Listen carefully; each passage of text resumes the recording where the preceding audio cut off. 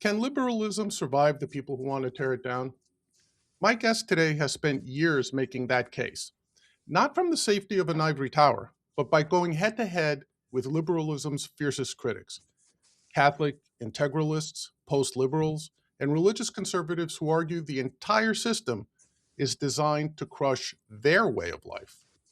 Kevin Vallier is a political philosopher and author of the books Trust in a Polarized Age and All the Kingdoms of the World. And his answer to our polarization isn't more government, it's more trust. Today, we're going to find out whether his answer holds up or whether he's defending a house that's already on fire. Everyone, please welcome Kevin Vallier. Kevin, how are you doing today? I'm doing fine. The world is moving very quickly, Yes, and so there's a lot to think about, a lot to process. yes, absolutely. And let's start off very, very simply. Just give us, maybe give the audience an understanding of how you got interested in political philosophy, just as a base, and what led you to this point to question how liberalism works and whether it can tolerate the polarization, and what perhaps some remedies may be. I got started in a place that's, I suppose, somewhat petty. I went to high school in the late '90s, and when the Columbine shooting happened, the Mm, way that our school system in South Alabama reacted was to impose public school uniforms. And my thought then was, this is dumb. It's a pointless restriction of freedom of expression. There's no evidence that it will help. And so it's a pointless restriction of liberty. I wrote the ACLU, which were the good guys at the time. I started to think about what freedom meant as people were giving counter arguments. right. People would say things like, they'd have a kid on the local news saying, "Oh, I don't have to choose what I wear each day. Isn't it relaxing?" And I just thought there was something perverse about that. And my grandmother had read me books like Madeline L'Engle's Wrinkle in Time, and I had a real sense that there was something about conformity that was gross. When I got to college, since it was the late '90s and it was South Alabama, the sort of conformity was the religious right. Mm, And I didn't conform. I was an atheist at that time. And then I went to school and I started working on the Gore campaign. And I realized there was as much conformity over there on the college campus as there was in South Alabama, which was a bit of a rude awakening. I mm. started reading libertarian stuff, started the college libertarians at WashU with some friends of mine, and then realized there could be as much conformity in the libertarian movement as anywhere else.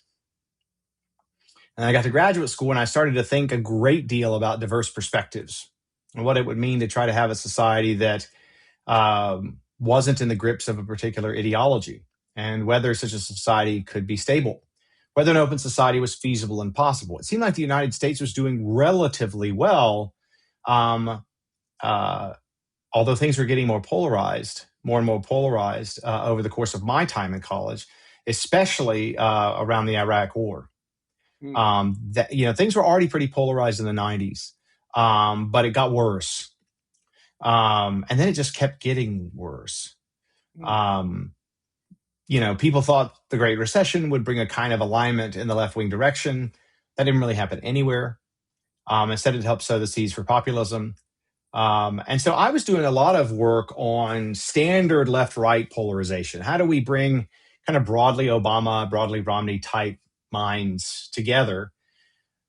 And so, my interest in political philosophy all came from my sort of distaste for uniform thinking. Mm. And that's and the possibility of a society that welcomes diversity of thought. And so I've spent most of my career resisting kind of authoritarian thinking on the left. And then once Trump was elected, I started to change over towards a dialogue with the right. Yeah. And it's interesting because as I listened to your sort of evolution, your journey, so to speak, you were bringing up my own sort of memories, being, I would say, a generation perhaps ahead of you, going, say, through high school in the '70s and then early college in the early '80s, and then living through those really pendulum swings from left to right. And it always wasn't actually the ideology, much to your explanation, uh, but just the way differences were accepted, and Yeah. whether that diversity is viewed as a threat or whether it's viewed as welcome introspection or exposition or whatever, that it was the process of understanding the discrepancies as opposed to the close adherence, right? So, Hmm. the Reagan Revolution was a response to the going too far on the side of liberal, what is now known as liberalism. I'm sure not in the classical liberal sense that you would Yeah. describe it as, perhaps. And then the continuation of that sort of rightward drift under Reagan, now going almost completely. I don't know if you want to tie it to, say, the Trumpism now, which I tend to not to do. But in itself, it's not the actual endpoints, right? It's the process by which we ingest and tolerate the diversity of the opinions, correct? Yeah. Yeah. Yeah. I mean, the difficulty to, to my mind, I was thinking, well, where is this intolerance coming from? And Mm, that was one reason I got into trust. right. And I started to think, well, what creates comfort with diversity and diverse perspectives? Well, if you feel like you can trust people to do the right thing most of the time, and you think, okay, there's a difference, maybe it's well motivated. If you think the differences are indications that the other person is a bad person, I say, in low trust societies, we're under what I call the illusion of culpable dissent. Mm, Right. So the reason that people disagree is their fault. And in low trust societies, it's much easier to interpret people, because this is always the way you don't trust. There's no counter evidence to distrust because you can always interpret them uncharitably, right? And so it can just reinforce itself. So you get below a certain level of trust, and the declines can just be very rapid. Because we can always interpret people's behavior and motives in different ways. That's why there's people that are very pro-human, people very anti-human. You could always sort of fit human behavior in different lenses. right. And so you could get a lot more polarization if there's a decline in social trust, which is one thing I think that's happened in the US. But I also think that polarization could drive lower trust because you think, okay, look, I mean, it's just JD Vance just said yesterday, he said, look, we have to get rid of the filibuster now because the Democrats are going to do it as soon as they get a chance, right? Like that's as low trust and attitude as possible. But it's just going to lead to more polarization and more swings, which is going to lead to less trust. And so my thought for a long time was that polarization and social and political distrust were in a kind of doom loop. The trouble I've faced over the last 5 years is being a philosopher and struggling to get the social science done. With the teams that I try to work with. So the project I was interested in became an empirical research program. It's just been very hard to pull off because you have to coordinate the polarization literature with the social trust literature, and those are different kinds. The results are different researchers, and they don't interact very much. And for a philosopher to coordinate different groups of political scientists, it can't really be done very well. So that's been perhaps the more disappointing thing in my academic career is that I've wanted to pursue a set of interrelated empirical questions, but given my field, it's very hard to do. Sure. And so I've learned a little bit over the last 5 years about it, and there's been more research on it. It's very difficult to do. There's different kinds of trust. There's different kinds of polarization. Correlation is not causation. There may be any number of intermediary factors. And so, it's basically a lifetime project. But then by the time, I really get into the results, it's like, oh, AI came. Mm, And now the problem is that, and the problem I'm struggling with now is that if you care about trust, one thing trust presupposes is that you're dealing with someone that can be held morally accountable, that can do the right thing or the wrong thing. Machines can't do the right thing or the wrong thing. And so if you can't, usually though, the offering of a reason in politics was a sign of a human because nothing else could do it. right. But now the use of a reason is not a sign of a human. Mm, And so we don't even know if we can trust that we're dealing with man or machine. And so my process of being concerned with maintaining the open society has in the last year, 2 years, moved upstream to AI because AI is threatening it in a much more fundamental way. So I've been working on a concept I call intelligence environments. Now, our information environments polarized us immensely and reduced trust. because social media companies, which I think are, and cable news and so on, were able to exploit those by controlling the information to which we were exposed. But now we have a situation where reasoning itself can be controlled in a way that it couldn't be before as easily. You control reasoning by controlling information. Propaganda was always a thing. Right. But now it's at a deeper level. It can reach further into the mind. And so we want intelligence environments that are autonomous, that enable us to expand our reasoning, to pursue diverse ideas, rather than the reverse. And so I've become very concerned with that. But it's all of a piece. I mean, everything from the time I was 16 or so, it's all one question: the feasibility of the open society under conditions of disagreement and change. Yeah. And you introduced a lot over there, and I'm so fascinated with a lot of what you said. Let's go back to your very basic tenet of trust, right? And Ronald Reagan famously said, "Trust but verify." Yeah, And which is intention. right, which is, but it's also very contradictory when it's a self contradictory phrase, right? Yeah. But in those of us who grew up around that, or came of reasoning age during those times, we kind of understood what that meant. Like, you could trust, but don't be snookered, don't be Yes. deceived, Yep. against deception, right? And for a while, as it impressed on my political growth and journey, and philosophical, that seemed like a very sort of libertarianish, for lack of a better term, sort of Mhm. positioning, right? It's sort of like, Yeah. I trust people even if I disagree with them. Yep. And then and Kevin, I think this is what you were alluding to. As we progress, the people that we disagree with, we don't trust on a very, very basic level. That's Like right. right now, the person that disagrees with me is not someone who has a different opinion or access to different information, or was raised under different, say, uh, logical systems. Right now, that it seems to be that the prevailing opinion is, if you disagree with me, you are inherently evil. Yep. You are not someone that I could trust my children around. You are not someone Yeah. I could not to attack me, or And to. if you're Gen Z, you're not even someone I could date, right? I mean, because their their political polarization and gender polarization has gone up. There are many progressive women that would rather be alone Mm. than date a man that voted for Trump.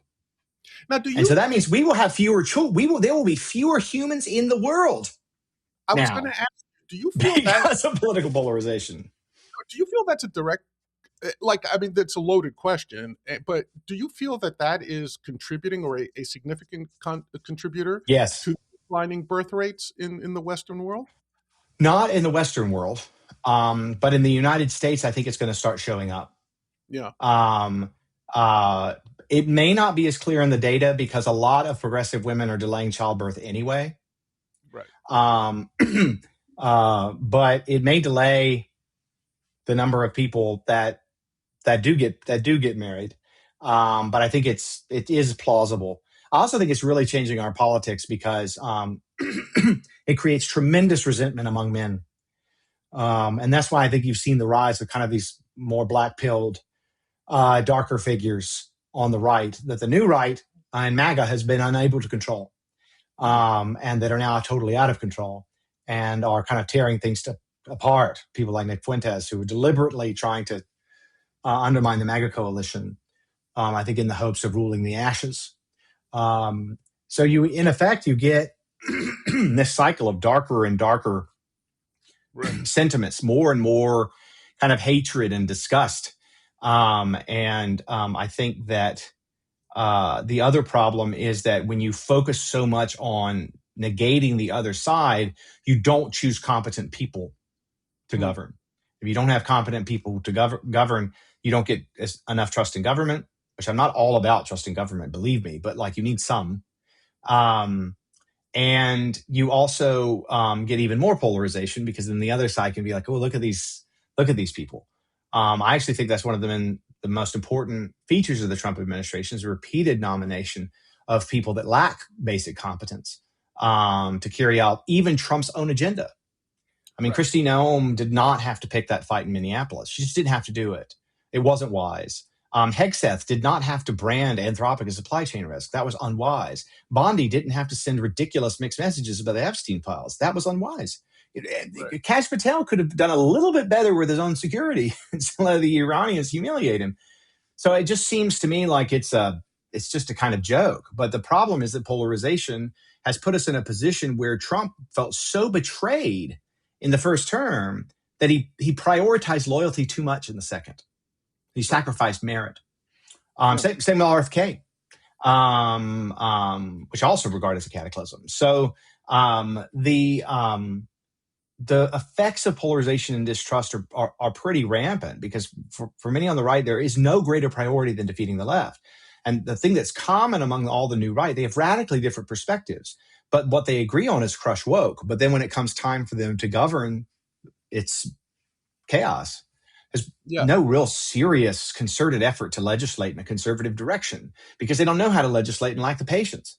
They enjoy tweeting and attacking people on social media and being witty. And you see more effort making AI videos coming out of the White House Twitter account than actually making the case for a policy change.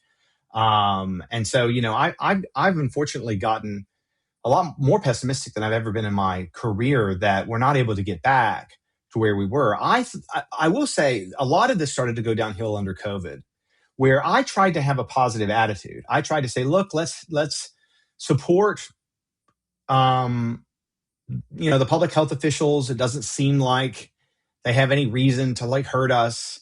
Let's not defer to them absolutely, but just try to trust. Let's try to have a good attitude, to unite, to work together, or whatever. And that was just completely betrayed. Yes. Okay. Well, I do think I feel like an idiot looking back on it, Well, I do think that, to your point, COVID was perhaps the straw that broke the trust camel's back, right? Because Yes. even to your point, I was one of the more reasonable people, right? I don't think I never held the position that any sort of vaccine should be mandatory. But Yeah. at the same time, I don't know, maybe it was my background as a biologist or whatever, I said, let's be reasonable about this. Reasonable people can say the attempt to provide a vaccine is a reasonable response, but not the heavy-handed coercion, government coercion, right? And I think when that turned out the way it did, even the reasonable people felt betrayed, much like yourself Yes. and myself. Now, but they weren't trustworthy. The problem is that the public health officials weren't trustworthy because they didn't trust us enough to tell us the truth. And so one thing about trust I did not fully understand until COVID was it isn't just important for us to be able to trust our institutions. It's important for our leaders to decide to trust us because trust is a two-way street. I agree. Now, just to focus on that for a second now. For example, my wife is a microbiologist, right? And a lot of times, and even being a biologist myself, she'll start to explain something to me and I'll go, all right, stop. You've lost me. I trust that you came to the right conclusion for us as a family. I get it. Okay. She will do the same thing, say, with financial matters to me, right? So how much do you think that from the government facing its citizens, do you feel that they can fully trust the citizenry with the information they require to make informed decisions to allow for that two-way trust? For example, I'm sure if Fauci or Blix or somebody like that had come out and said, okay, here's the virology behind it, they would No, lose. it would have been a little different. Here's what I think would have happened. I actually was at a dinner with Francis Collins where he expressed actually a shocking amount of remorse for the way that the communication was handled. What they should have said is there's a lot we don't know, and we're going to change our minds. And that's not mixed messages. We'll make the science publicly available, but that's just how science works. And so if the CDC had just said, yeah, we were wrong, and now we're changing our recommendations, they thought most people wouldn't obey it. But in other countries, they were more open to just being like, look, we were incorrect. But I tell you the thing that so distrust the most, the thing where I had a break was I'm an Orthodox Christian and we have long church services and we have a cappella singing. Usually we don't use organs, not in principle. It's just not tradition. And so during COVID, I'm an Orthodox Christian myself, so I understand. Yeah. Well, how about that? Okay, so you understand well during COVID, they want us to sing, right? Yeah. It's a big deal. Yeah. But when it came time for Gretchen Whitmer and Michigan governor, because I live in Northwest Ohio, to go to Black Lives Matter protests, and she's out there not wearing a mask, taking pictures, doing photo opportunities. And I'm like, okay, so you get your sacred and I don't get mine.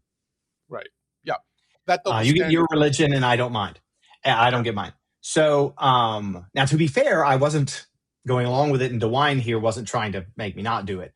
But at the same time, what she was doing there was outrageous. And also when the national leaders of BLM turned out to be just stunningly corrupt. Right. Despite a lot of goodwill from people at the local level. I mean, some people were trying to actually do some things that I thought were probably misguided. But I think there was goodwill. Um, but that was just like, between the public health officials, and then all of that collapsing, all the speech controls, all the policing, I understand why the country were like, well, you've been telling us this stuff about Trump for 8 years and we're going to vote for him again. That's how bad it was. That's sort of the paradox I wanted to talk to you about, because I've always said I don't trust my elected officials at all, but Yeah. I trust them within the guardrails of their machinery, their system, Yeah. right? So Mm-hmm. at times I would care less about their detail orientation, their execution of policy. However, the one thing I demanded of my politicians, my representatives, was their character. So, for Yes. example, no president knows everything. No Yeah. president has the answer to every unexpected circumstance the world will throw at him or her. However, if I trust their character, I'll trust them to do as you mentioned earlier, the right thing. However, given the Vance, say, example that you just gave about, he said, like, look, we know they're going to screw us, so we might as well screw them first, right? That was essentially his message. Yeah. Um, to me, that shows a stunning lack of character. It Yes. does show me dogged determination to win. And maybe Yes. that's the difference between, say, a wartime leader and a peacetime leader in general, broad strokes. How do you see, or where do you feel we lost our concern with character in our representatives, in our leaders? We got so polarized that when Trump won the 2016 election, the right felt like they had to rationalize it because they defeated the Clintons. Right. And they had defeated the left, and in a way that made the left very angry and upset. And many people on the right have this like pervasive anti-elitism. And so they felt like they could identify with Trump. But, Trump had been a kind of center-left playboy for most of his career. And so many people on the right tried to kind of find ways to rationalize it. People saying, well, he's a Christian, but a baby Christian, or, he's King Cyrus, or just all of this stuff. And it's like, my attitude in the first term was, okay, let's see what happens, but this looks like chaos. And then we got all the Russia stuff. And initially I was just like totally credulous, like just believing this stuff because I tend to believe bad things about politicians. But then I had a younger friend of mine who'd like really looked into it and was like, actually, this is pretty bogus. And then I was like, oh, the left has just like gone completely crazy. Like they're totally unhinged. Like the media said false things before, but now there's plenty of negative stuff to say about Trump that's obviously true. Why just like pervasively repeat all this stuff? And then the Kavanaugh thing happened. And I just thought the attacks on him were so scurrilous and dark, and the attempt to pull up anything to get him canceled. And I will say, when Trump refused to allow it, I think that was the moment many mainstream conservatives said, you know what? Romney probably would have let Kavanaugh go. Yeah. And as much as I like Mitt Romney, I think his character has been vindicated.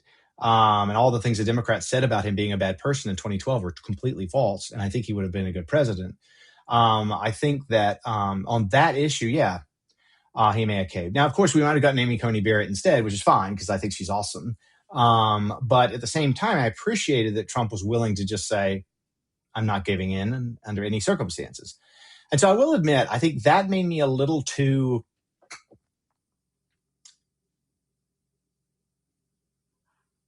maybe not as hostile as I needed to be as someone who believes in freedom. But he wasn't really that good at deporting people. And so that was one thing that bothered me. He didn't get us into another big war. I mean, he did some dumb bombing, but like he didn't get us into another big war. And so I thought, and then COVID happened and he started being, pretty ridiculous, but he wasn't being as draconian as other people. And I thought, okay, this was a bad presidency in a lot of ways, but it wasn't a catastrophe. And then Biden takes over, and there's a lot of things that went really badly.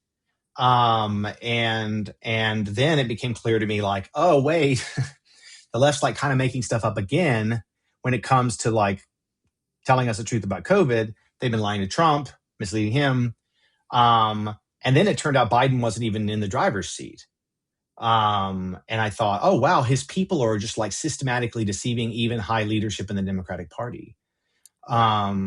And that was pretty gross.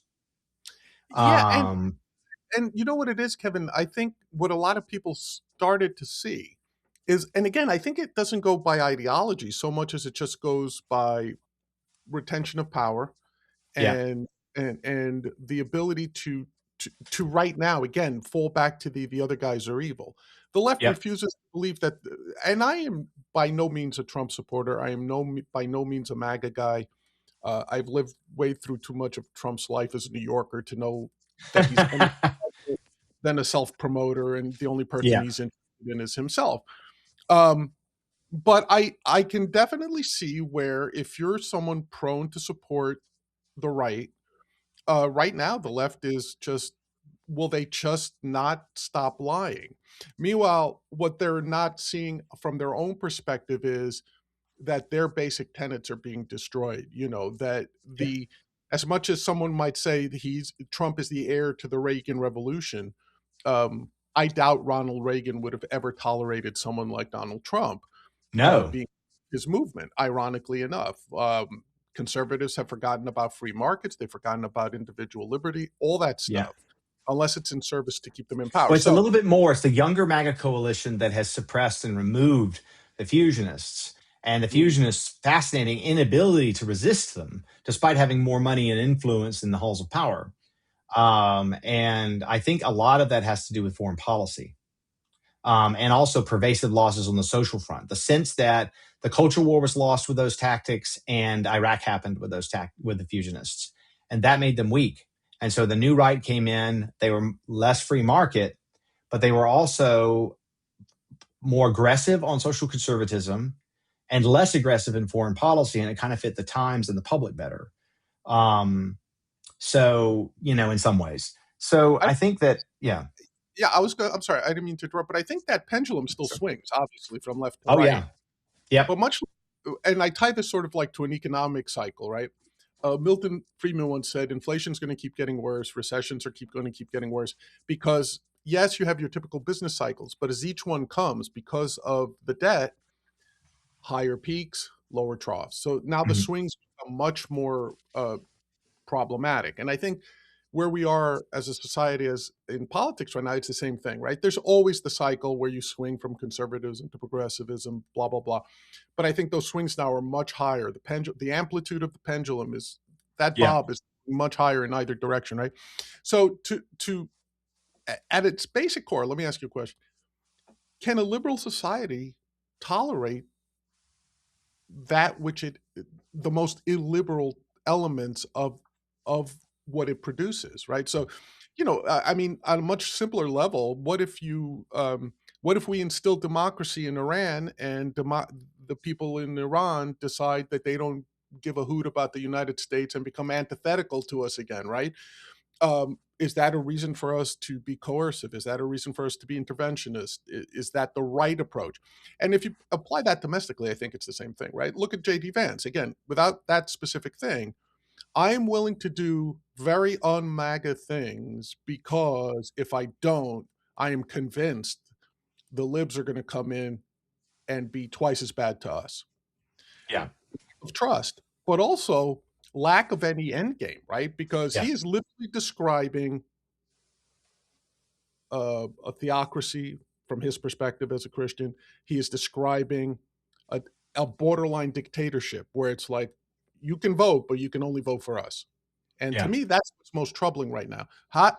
Do you feel that's an accurate assessment? Not just on the right. I didn't mean to pick on them. It's They're weird. It's weird because it's like, on the one hand, populism is like a swing to the right. On the other hand, it's like a swing to the perpendicular right.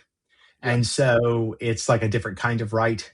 But I think that also has to do with distrust. I think populism happens because it's a throw the bums out approach, of course. and a distrust of elites. So I think it is all kind of related. So it's not just it is really like a pendulum. It isn't just two dimensional, right? It's like a center of gravity. It's different. It swings, but it's different kinds of swings, right? Like Obama left is different than the Biden left, and the Biden left is more radical, more anti-Israel. And I think conservatives spent a lot of time really exaggerating how left-wing Obama was during his administration. Whereas the people behind Biden were every bit as left-wing as they said Obama was himself. But Biden himself was quite moderate. That's one of the reasons I wasn't too upset when he was first elected. But because he was senile, Yeah,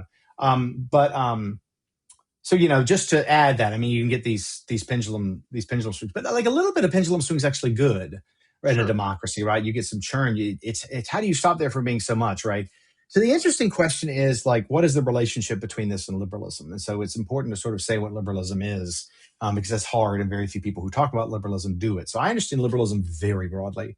It's to say that there are kind of four political values that are paramount. Political values meaning how government is shaped and operates. One is the fundamental commitment to individual and small group freedom. Two is equality, or in terms of equal worth, not necessarily equal distribution of shares, but equal worth and equal rights. The third is toleration. There's some sort of sense of the respect for differences. And the fourth is a kind of commitment to the harmonization of interests. It's not that everyone's always going to get along, but you try to create a society that's a win-win. You try to find institutions where people can work together on mutually beneficial terms. And you reject a kind of Marxist picture on which society is inevitably a class conflict, but you also reject a sort of classical conservative position where it's inevitably elite-driven and order has to sort of come from directives. So when I say I'm a liberal, I mean it in that sense. Now, there are lots of different kinds of liberals within that. You can have somewhat different notions of freedom. You can think equality, equal rights has more of an equal shares dimension to it.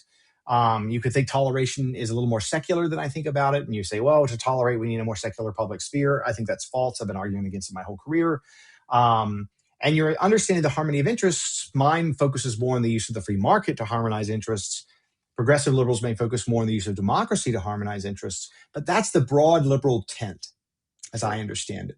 Okay, so the interesting thing to me is liberalism worse about polarization and distrust dynamics than the alternatives?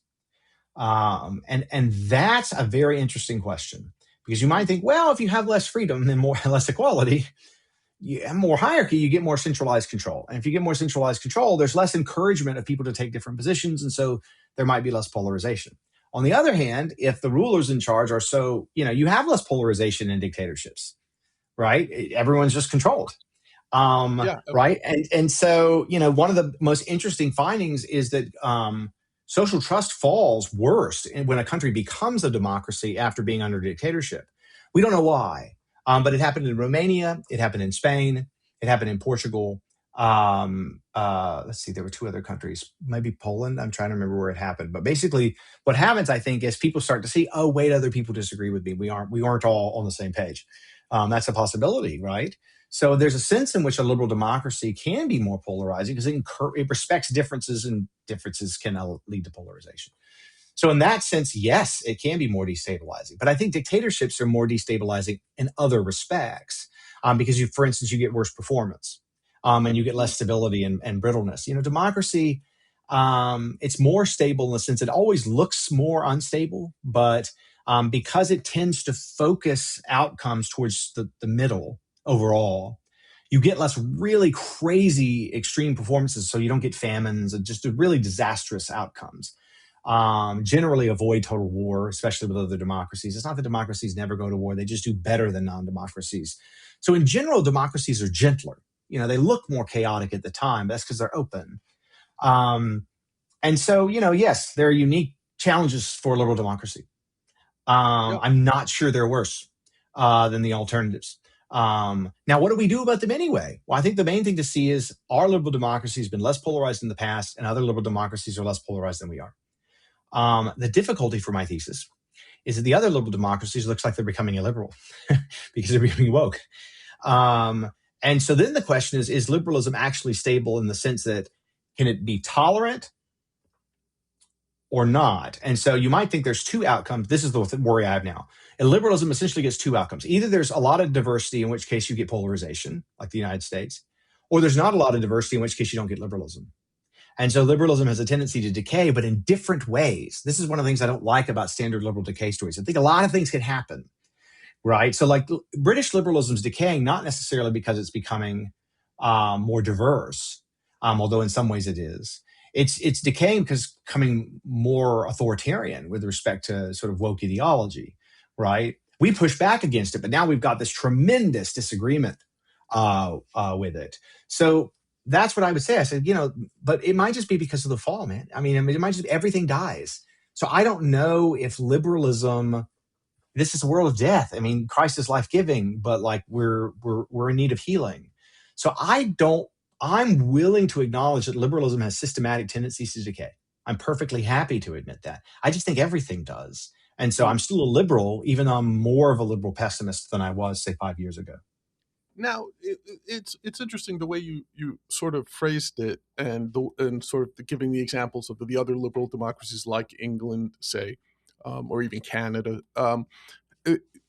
But do you think that that it's the strain of the governmental coercion through these things, whether it's through enforcement of woke ideology or through the suppression of diversity, right? I mean, the common thread in those two seemingly opposite situations is still a top-down coercive hand, correct? Yeah. Yep. Yeah. I mean, here's sort of my broad analysis. So after the French Revolution, you get these kind of two perspectives, right? You get modern liberalism and conservatism emerge first in response to the perspectives on the French Revolution. It was a huge deal. Everyone had a perspective on it, and you had a lot of opinions. You had reactionary, well, say Maistre. The sort of reformist. Burke says, "Look, we got to preserve eternal things, but this thing was broken. How do we reform it?" Your perspectives like Constance, where he says, "Look, he's a liberal perspective. He's arguably the first self-identifying liberal." And says, look, a lot went wrong. But we got some more liberty and equality in lots of ways. Let's run with it. And then you have like more radical sort of proto-socialists saying like, we didn't go far enough, right? And we've still got all four of those perspectives. It's just that the Maistres and the Voltaires and Robespierres are running things now.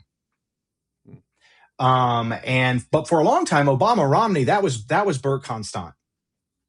And so we went from Burke Constant to Maistre, Robespierre, essentially. And the question is, how do we get back to what I think is the best balance? I prefer Burke Constant. But at the same time, if we're going to have all these different perspectives, what I really don't want is Maistre and Robespierre running everything. And I think that essentially what you get there is a kind of socialist and conservative perspective without any liberalism mixed. So you have conservatism, liberalism, and socialism. And what happened in the 20th century was you got these hybrids. So that the Constant perspective became kind of liberal and socialist together. That's what progressivism. Always had a liberal element, always had a socialist element. You see it in FDR. There's some liberal elements, socialist elements. Modern American and Anglophone conservatism is conservatism and liberalism together, right? So you look at Reagan or you look at Thatcher, there's definitely some more conservative stuff, particularly like pro-religion, and there's definitely more classical liberal stuff, right? So you have these two hybrids, but they were always unstable because the ideologies were fundamentally different tendencies, and now they've broken apart. And so the liberals are aimless. This has happened to us before. It happened to us before the Second World War. In the interwar period, liberalism effectively died. And you were left with communists and fascists in Europe. It happened actually in the 19th century as well, in the middle of the 19th century. So, right now, true liberals they don't have anywhere to go. This is why Cass Sunstein's next book is going to be on Hayek. It's like in 2012, it's like, oh, Hayek. And now it's like, yay, Hayek, because the liberals are like, have to close ranks. It's like Fukuyama and Sunstein are buddies now instead of being on different sides of stuff. It's really interesting because, and I don't know, I know I'm not all that smart, and I tend to oversimplify things. And to me, I found sort of like the perfect, for myself, I found the perfect ground calling myself a libertarian. And I've seen how that, in my mind, has become perverted over the last 20 years, right? I know. Oh man. Because I used to say, I mean, growing up in New York City, obviously I was exposed to nothing but what you would typically call progressivism, leftward Yeah. drift, socialism. Uh, and I was reactionary to that, and I became a Goldwater conservative. I became a Buckley conservative, right? But then as I sort of went along that path for a while, I said, well, these guys are just as intolerant on some issues. And for me, the big thing back then in the 80s was free speech. And, that Yep. said, well, there's got to be another way, right? And I kind of settled on libertarianism, listening to Milton Friedman, reading about Hayek and Mises and all these folks. And I said, well, this seems to be cool, right? Because as long as we all agree to the non-aggression principle, and we all agree that who cares what individuals do as long as they don't put demands on others, we should all. This is what America is. This is the constitutional republic that the best form, even though it stinks in a lot of areas, it's the best we can hope for. Um, and now that's soured up. That these strains of nationalism, this to me irrational hatred of immigrants or fear of immigrants, pick your word. Um, that even the refuge that I thought I could find in libertarianism has now. I don't know if it's still there or not, Kevin. And I'm not I sure don't. there's a libertarian movement. I think COVID and the Mises Caucus destroyed it. I think what Yeah, happened was the libertarian intellectual class was not, including me, were not anti-COVID regime enough. Because in part, I love Tyler Cowen. And I love Richard Epstein. But when Richard Epstein said that weren't that many people who were going to die, it basically kind of like destroyed his public witness. And then when Tyler was taking a stand against Great Barrington, a lot of people were like, well, I don't know if I'm going to sign on to Great Barrington. And so a lot of libertarians held off. Mises Caucus came in and said, all of this is crap. They took over the Libertarian Party, but then they didn't govern.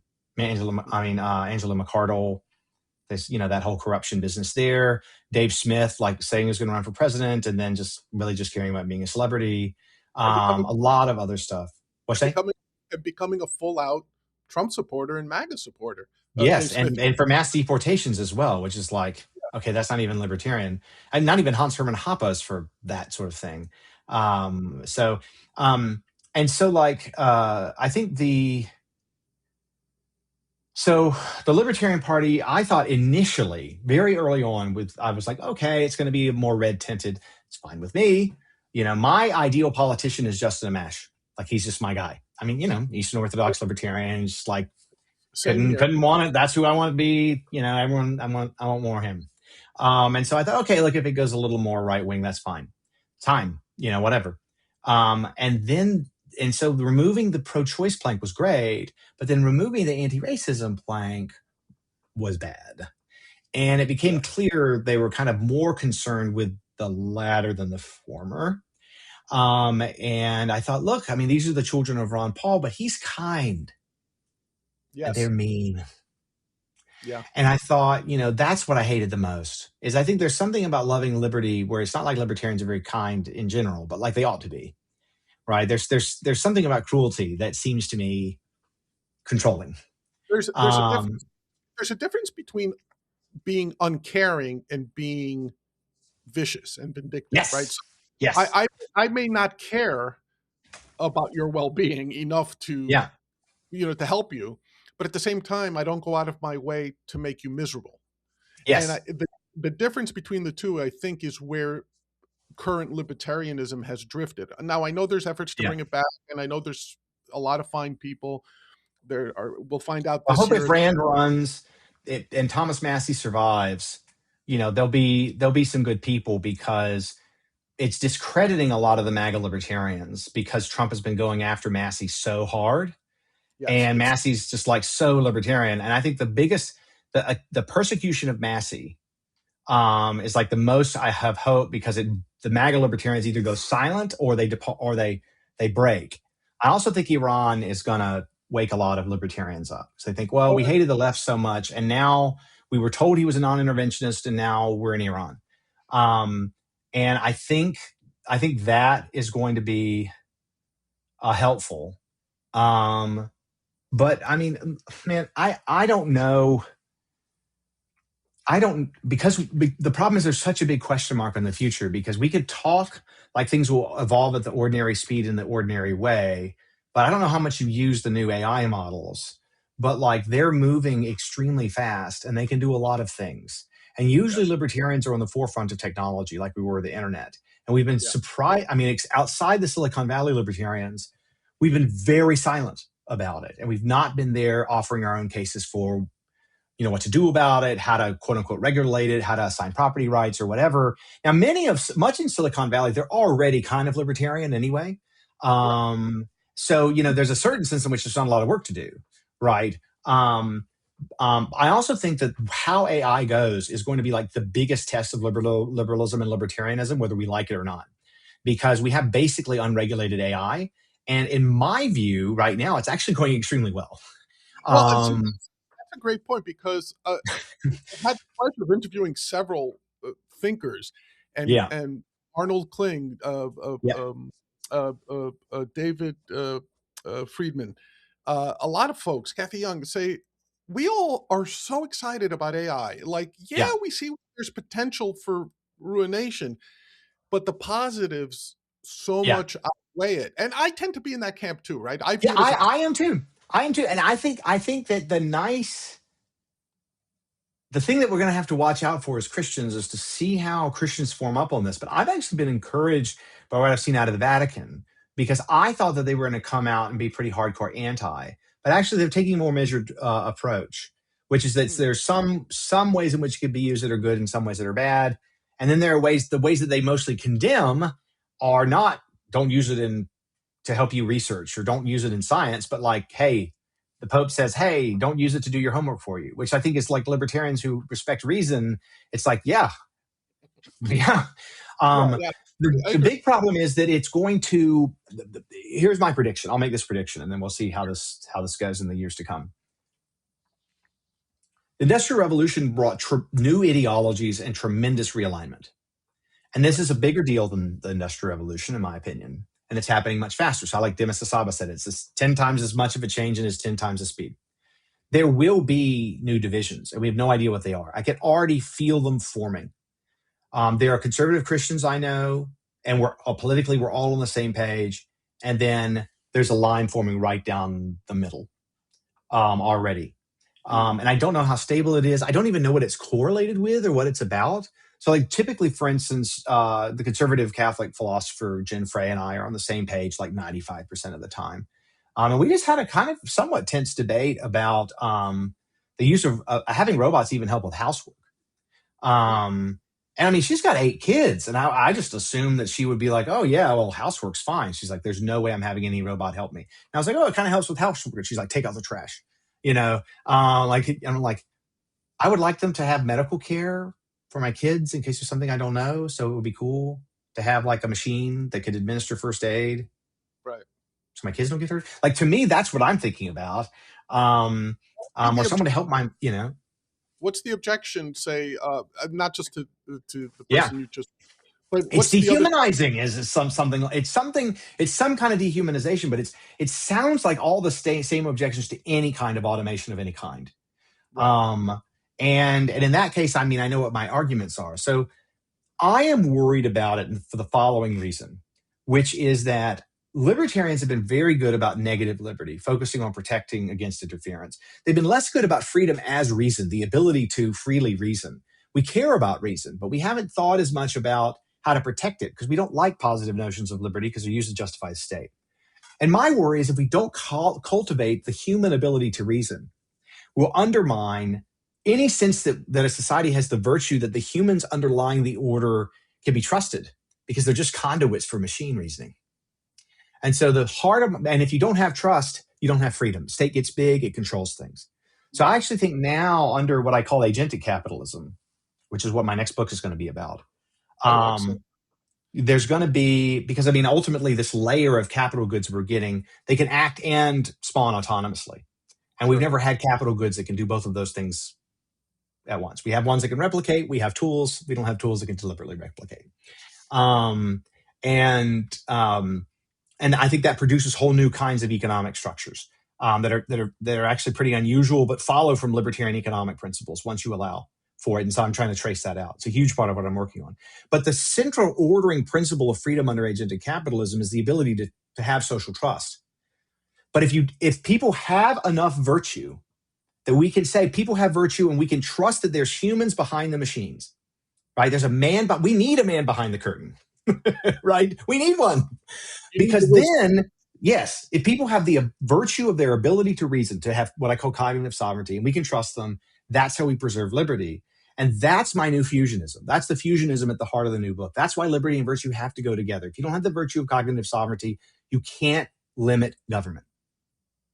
And so that's going to be the kind of heart of my new fusionism. It's less about social conservatism. It's more about how agentic capitalism creates the need for a union of virtue and liberty that we couldn't see before, because we didn't ever think there would be things that would undermine reasoning as a signal of humanity. That's very interesting. Yeah, because I don't know if it's just me, but there's like when I approached AI, I just viewed it as a tool, right? So I didn't view it as someone who should think for me. I went through the exercise just to see the difference between authoring a novel strictly by AI, by myself, and then the hybrid of the two. I found the hybrid highly liberating, not because it came up with ideas for me, but when I had an idea, it took away the tedium of the rewrite, the endless editing, the redlining, right? It did it for me, but I was still in control of the narrative. And I said, okay, that to me is the perfect state of things, at least for right now. So it's very interesting. I agree with you. I think AI will, and I agree. I view it as generally positive. I just think like any major, like the Industrial Revolution. Did you see the study the last couple of days that there's evidence that it's depolarizing when people talk to it about politics? I heard about it. Yeah, I want to because look into it carefully.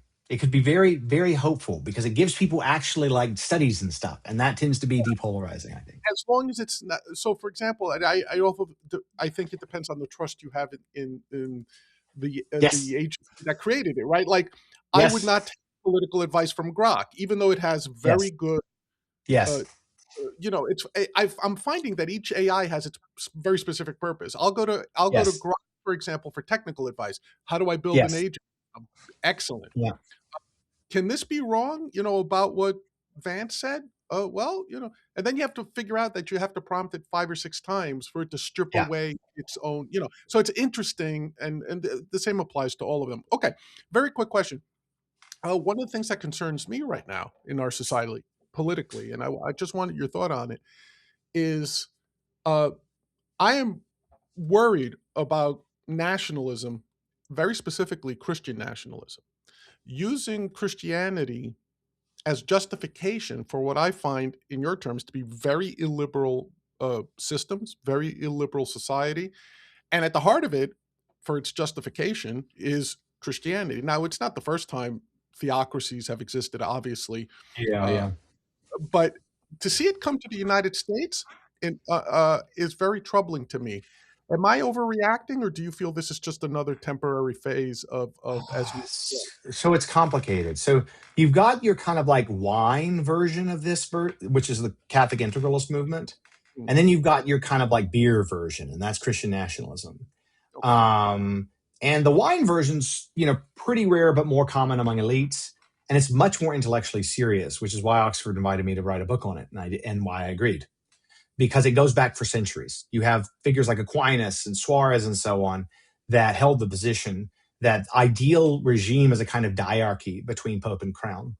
And that the Pope can direct the Crown in matters religious, where papal policy or where secular policy impacted on spiritual outcomes. So not a theocracy directly, but there's a kind of indirect power of the Pope over the state, not a direct power. And to be an integralist is to hold that as the finest regime. That's the noblest regime. That's what it is to be an integralist. And the Catholic post-liberals are those who may think that's the very best regime, but that we should try to sort of approximate it, but we can't really get close to it. A Christian nationalist actually is a lot more vague. It's something in the vicinity of Protestants governing the country according to the law on the books around 1950. They may be nastier or meaner, but in effect, you look at their policies, or maybe for some of these guys that are really against women voting, like Dale Partridge or whatever. I mean, just go back to or Joel Webben. They're my least favorite people on the new right, and that's really saying something. That's a good. Um, so, You don't or view 1910, Do let's you say.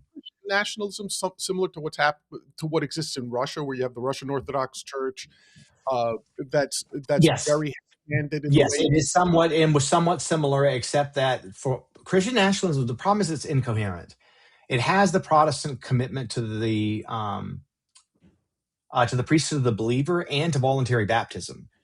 Mm, And once you have that, those kinds of focus on liberty of conscience that's like sufficiently individualist. If you ask Doug Wilson, for instance, like about, well, how would he treat the Jews? He's gotten in trouble with the younger Christian nationalists for being, too tolerant. But then he'll say stuff like, well, you can ban a Eucharistic procession or whatever. And it's not really, oh, we won't force Jews to do this, or restrict their public worship or whatever. And there's not really a good theological rationale. But if you look at what they're for, like, oh, anti-blasphemy or banning alcohol or banning same-sex relationships, banning abortion, I mean, you're basically just in Arkansas in 1950. Now, not that that is not problematic in various ways, but it's nothing like utterly changing the civilizational ethos of the sort of Catholic integralism. So mostly I see Christian nationalism as, what was it with Marx that history repeats itself. First time is tragedy, second is farce. And I kind of mm. see that with the religious right. Like the first time it's like tragedy because maybe it could have done some good, but it was co-opted. And now it's a farce. I think this Christian nationalists are just kind of a joke. The integralists are far less influential among most people. They'll never win an election, but they do have a vice president who's sympathetic towards them. So that's not nothing. But it's also the case that they're such nerds Right, that they can't really get much done, just like libertarians can't get as much done. I right. mean, we have Millet, right? But which is great. But I mean, actually, it's amazing. But Vance, he couldn't stop the Iran war. Like we all know he was against that. It's Right. like one of the best things about it. And it's like he's like on talking about what, like how aliens are demons or something, while Rubio's running the show. So this is again another thing about the new right being unable to govern. It's like Rubio gets in there and he's just like, I care about governing, so I'm going to govern. And Trump's impatient and old, and so he's a hawk. So we're in Iran. Um, Vance can out talk him. It would probably be a blast to talk to him about ideas for like 4 hours, but he just can't. He has no influence. I mean, do you really think does he have really much influence? I don't really see him as doing anything but what Trump wants him to do. Well, that's So the entire cabinet right now, right? That yes, even that's right. Except for Rubio, who seems to somehow have figured out sort of kind of how to move him on some stuff. even then, like I think there were all these instances where Rubio accidentally spoke his mind and was quickly shut down. Yes, Uh, that's right. And wearing the shoes that Trump got him that didn't fit, that was pretty sad. and I mean, I view Tulsi Gabbard in the same way. I know. What a tragedy. What a disappointment she's been because that I hope she Senate. resigns. Yeah, I hope so too, but I don't think so. I don't think I so. know. I know. But anyway, I didn't mean to get it too specifically political, but to me, that's what I refer to a Christian nationalism. So I guess bottom line, you're are you concerned about that in the U.S. Not as a movement? really. Not No, really. I don't think they have much by way of a coalition and a lot less power because one, they're very social media. And two, there's just a lot fewer evangelicals that are willing to that have any kind of like ideological convictions independent of Trump. And right. so I don't know if they can actually be, wielded in any effective way, the evangelical base. But it's also just smaller. Yeah, Um, and evangelicals also have a notorious tendency to lose their intellectuals. Um, and so what's left are people that are just not very strong. And so there's this center of gravity towards the more sophisticated denominations. And now, I mean, it's complicated because of Francis. There used to be the center of gravity towards Catholicism, and now that's weakened somewhat. And you get a little bit of people coming to us. But yeah, so I really don't know how much it's going to matter. I mean, they can't even police their own ranks. I mean, it's like they can't get rid of the anti-Semites. I remember I tried to interact with one of Joel Webbin's people, and I try to interact with a lot of people in the New Right to varying degrees of success. I've never been called gay and a Jew and a gay Jew as much as I was in that. Like that was just like gross. I mean, Yeah, they're cultivating knuckleheads and trolls, not people that are actually going to be able to lead. Whereas the integralists are influential among Hill staffers in various respects, Federalist Society and so on. They actually care about governance and rule. Kind of scares me. But yeah, I don't see the Christian nationalists as being able to produce serious intellectuals and serious policymakers, and that's why I'm less worried about them, because I just look at them and they're just so singularly unimpressive. yeah, Whereas all the other factions of the New Right, at least kind of sort of are in certain respects. I mean, even Bronze Age pervert is more impressive than the Christian nationalists intellectually. Um, so, libertarians, we built our influence because we have very counterintuitive ideas because we just had a bunch of geniuses. yes, Like just like a gigantic line of geniuses. I mean, you have Hayek, Rothbard, Nozick, Mises, Rand, extremely smart. I mean, whatever you think about her, like this is not a dumb person and remotely, right. right? I mean, just reams and reams of brilliant people. I mean, Nozick. I remember David Gordon telling me Nozick was the best person in dialectic he'd ever seen. Interesting. Yeah.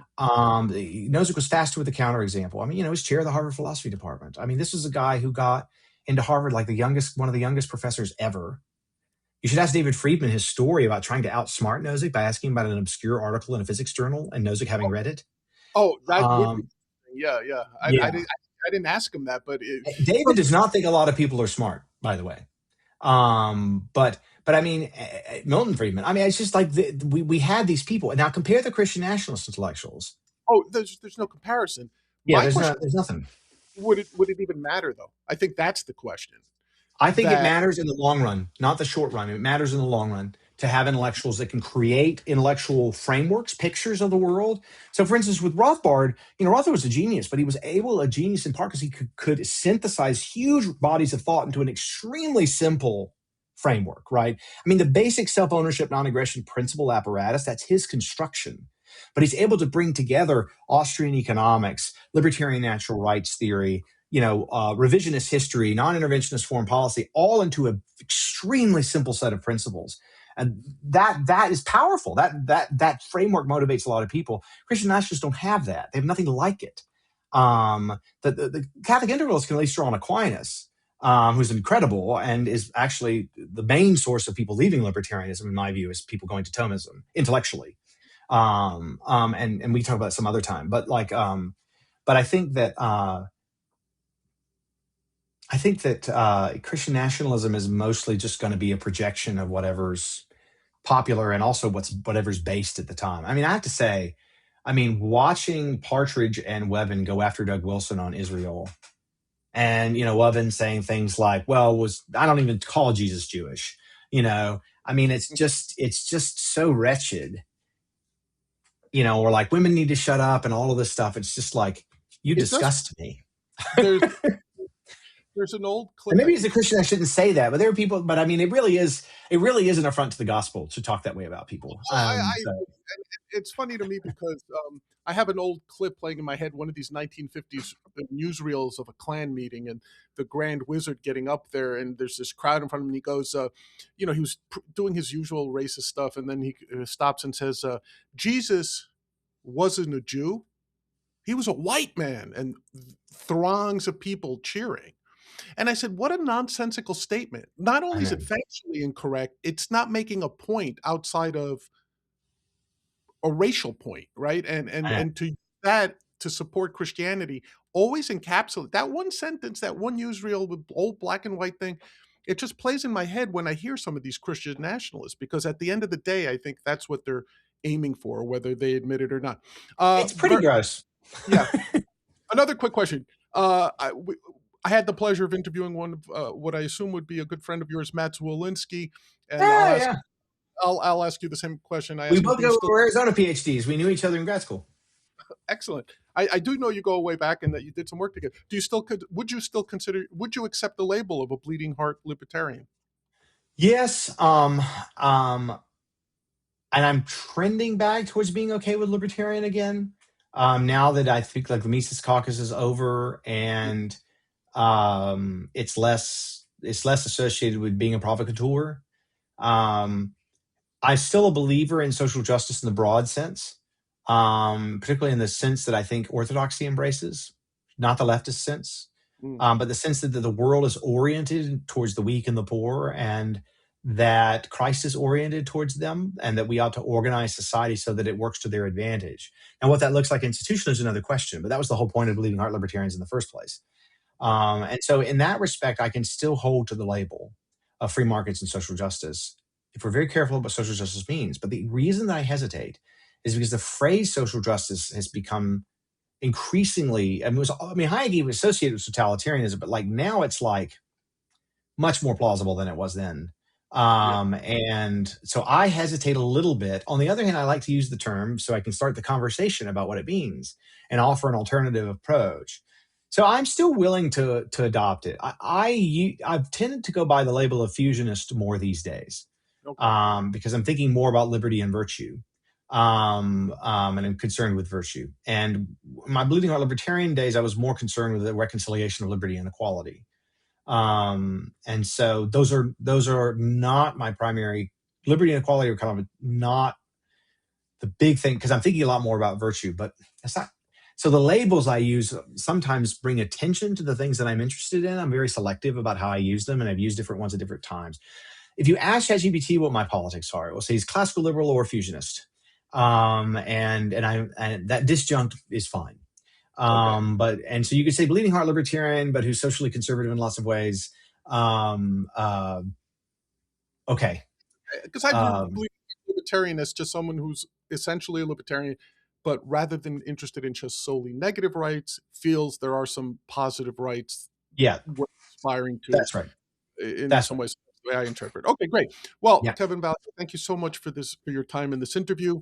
It's been very interesting for me. I'm sure it has been for our audience as well. But I'd like to end this interview with something I call the final five. These are just 5 questions, rapid fire. Answer them any way you want. There's no right or wrong question. It's just get us to know a little bit more about your personality. Okay, outside the classroom, the books and the debates. What kind of moment makes you feel most human? Being persuaded, being wrong, being trusted, or just making someone laugh? Being trusted. That's number one for you, is being trusted. Yes. Yes. Connection with other human beings. Excellent. Okay. If you had to defend one illiberal institution as secretly essential to a functional liberal society, what would that be? We have to be careful here, but the church. Now, just to be clear, are you going to say the Christian church or any religious institution? Some kind of hierarchical religious order orienting people towards ultimate spiritual things. Okay, very good. Why that instead of something that, say, a traditional liberal might say, like a good, a I think moral. it's. I think it's. I think. I think. I think people have a natural need to be oriented towards higher things, and that if you don't have religious institutions doing it, they're going to want the government to do it. Gotcha, gotcha. You've spent years thinking about what a just society looks like. What's one everyday behavior people do that quietly undermines the ideal that you're trying to realize? That more than they realize, rather. Basically, when they're nasty on social media, when they add to the illusion of culpable dissent, they make it look like people who disagree are bad people. That's like the number one thing. Okay. Which philosopher would be the most annoying person to sit next to during a 10-hour flight? Rousseau. Okay, now you're going to have to explain that a little bit. He was a terrible person in almost every way, extremely irritating and annoying, cruel to his children, abandoned them. Hume found him intolerable. Hmm. Interesting. So that it wouldn't be necessarily the philosophy as much as the personal character of Rousseau. That's right. That's right. Okay. If you mean in terms of actual views, then it would be Marx. Okay.